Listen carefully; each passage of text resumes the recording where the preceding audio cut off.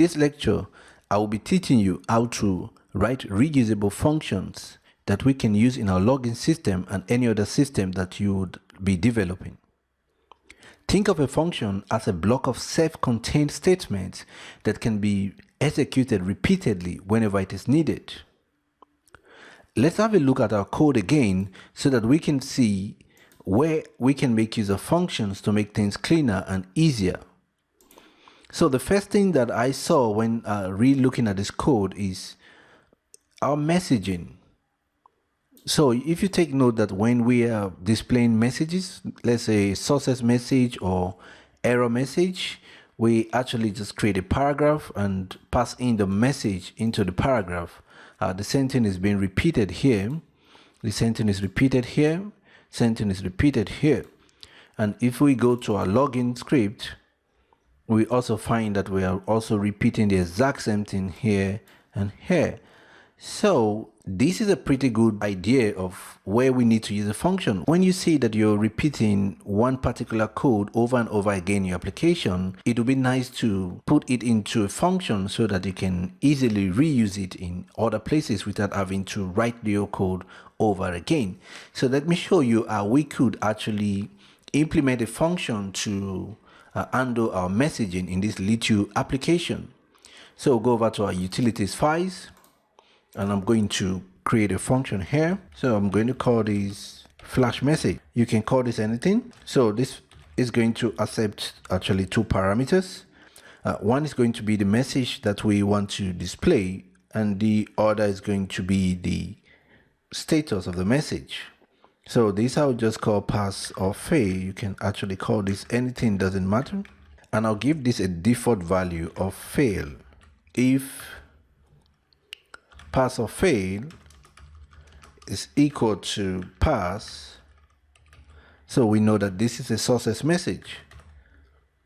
Else, we know that this is a fail message. Okay, so for the code here, we'll just go to our sign up form and actually grab this, copy the all of that and paste this here.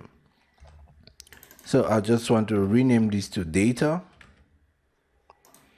and the message will be the message that we pass in here. So we'll wrap this in here as a message. So now instead of coding a specific message, we'll just pass in this parameter here as the message. We're going to do the same thing for the S part of the statement. We're going to grab this, go back to utilities, the S part, paste it here.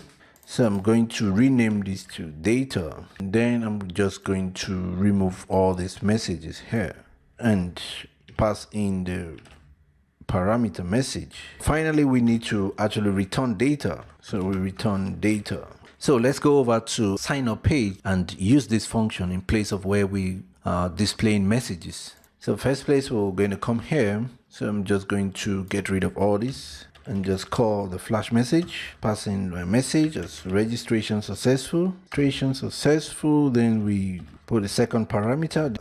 So next we're going to come over to this part of the code.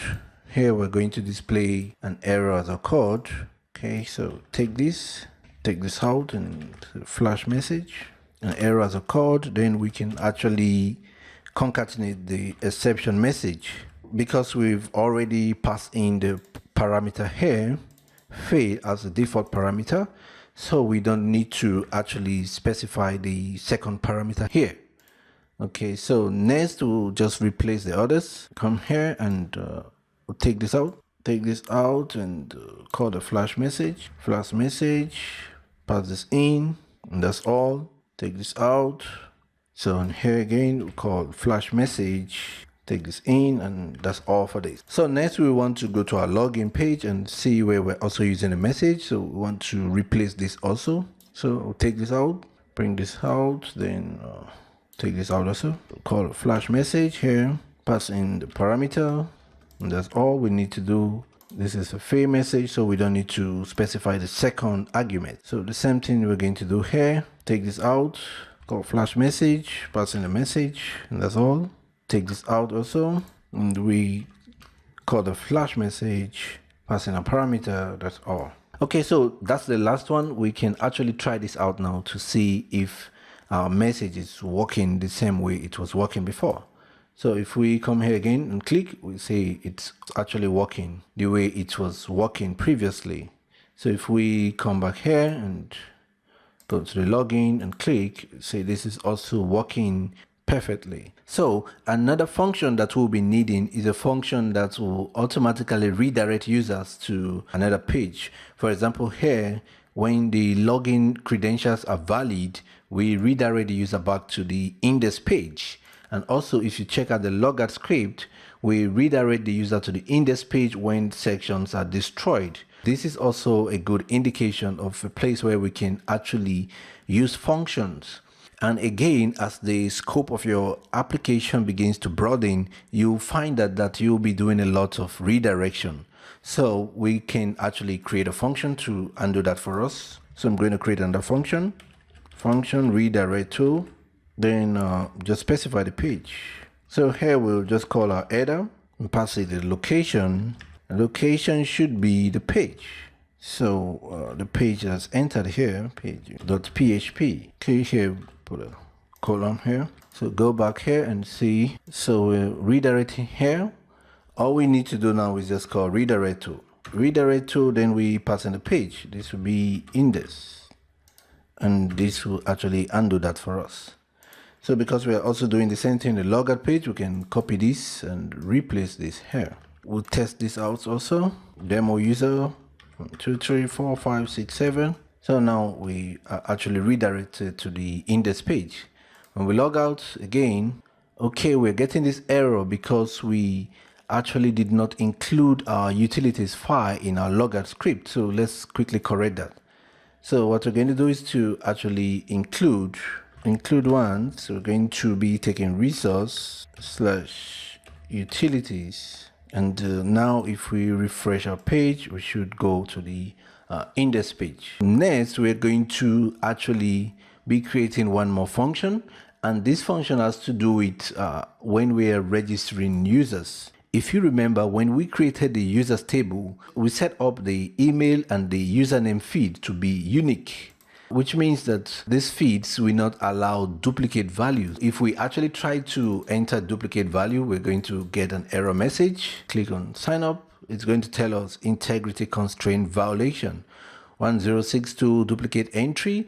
So why this is fair enough, we're preventing this action from taking place, but we're actually exposing a lot about our applications to the user. So we can think of a function that we can write to actually undo this process for us, so that instead of displaying this message, we can just display a custom message. Let's say username is already taken. So let me show you how we can implement that in our script.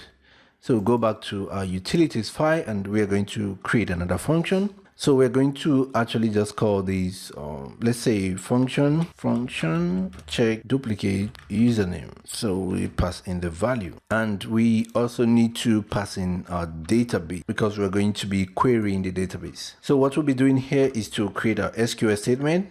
So SQL query is going to be equal select username from users, where username is equal, then we'll just use a placeholder here. So next, you can actually wrap this within a try catch block. Try, then we catch the PDO exception.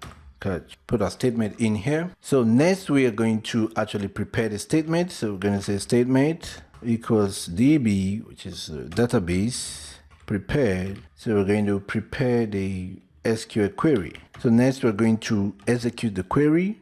So say statement execute. So next thing, we're just going to check if there's any row returned. So we're going to say if rows equals statement fetch. That means if we're actually able to get any row from the query that we just executed, which means the record exists, we will just return true here. Return true. Otherwise, we're just going to return false. Okay, so for the exception part, if there's any error message returned from our exception, we can undo the exception here. You can go ahead to do that.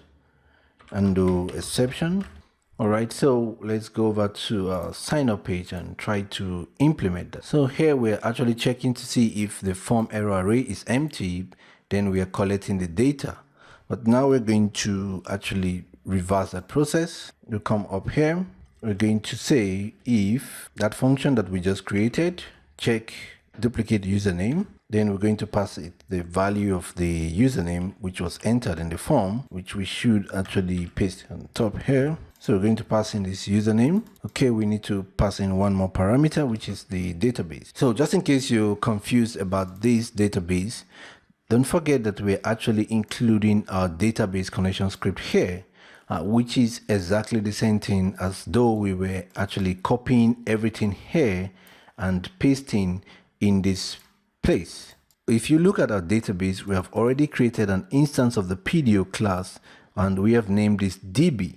So here, what we're actually doing is just passing in that parameter to this function that we have created here. Okay, so if this is true, we're just going to call our flash message and store it in result. So we say result equals, we call the flash message, then we'll just say username is already taken. So this is going to be our first if statement. Okay, next, this is going to now be else if.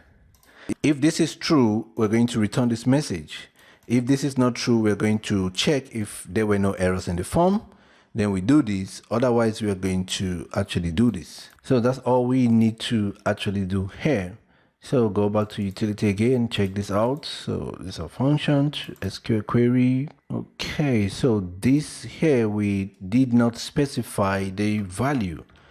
So we're supposed to specify the value. So now we can actually go over to the browser and do a test to see if this works out fine. So here we're going to choose an email address, call this demo6. So I'm going to choose a username which is already existing, demo. If you come here, we have username demo here. We have demo2 and we have demo3. So I'm choosing demo and I will just give any password. So click on sign up, which will tell us username is already taken, which means our function is working very fine. So next, what I want to show you is what if we want to check for email, duplicate email. That means we need to actually copy this function and duplicate this function again, which means we're actually doing what we are trying to prevent, which is actually rewriting the code again when we can actually reuse this function to achieve the same functionality. So I'll just show you how we can actually customize this function to give us a bit of flexibility. So actually the way that I will handle this is to actually add two more parameters here. I will add one for table and I will add another one for the column name. So I'll call this column name. Then this is going to be the actual value. Then this is our database connection. So we're going to come to our SQL statement and replace this with asterisk, which means to select all from. We're going to pass in this table parameter here. So let's start from table. So whichever table is entered here, where column name. So to make this more flexible, we'll say where column name is going to be equal to the, so what we do here is to take this, put it here as column name. Okay, so in our array, we'll put the column name here and we'll put the value here. So that's basically all we need to do. You can see that this is a little bit more flexible right now, because what we're doing is we can actually use this function with any table. We can use it with any feed. We can use it with the email feed. We can use it with the username feed and any other feed that you want to check for duplicate value. So these are some of the advantages of using functions. Let's try this out and see how we can implement this. So we're going to change this to check duplicate entries. I'd like to name my functions according to what they're doing. Makes it easier to debug code. So go back to our sign up form. So here we're going to say check duplicate entry. Duplicate entries, we're going to specify the table, which is the first parameter. This is going to be users table. Next, we're going to specify the column name. So this column name that we are checking is going to be username. And that's all we need to do for this. We just copy this code and duplicate this. As we want to check for the email also. So first we'll check for the email here. So we can say email is already taken. Say please try another one. Okay, same thing. Username is already taken. Please try another one. Okay, so let's see this again closely. Username, email, username. So this should be email. Okay. So now let's go over to the browser and try this again. I'm going to use demo as example. Demo 2, 2, 3, 4, 5, 6, 7, 8. Sign up. So email is already taken. Please try another one. So if we try an email address which is not yet taken, demo1 at widemail.com, then we try the username again, demo, with a password. So username is already taken. So now we have a function that is actually reusable without having to duplicate the same set of code. We can use this for any column name. Experiment with what we have done so far and see what you can come up with. Feel free to contact me if you have any issues, and I'll be ready to assist you.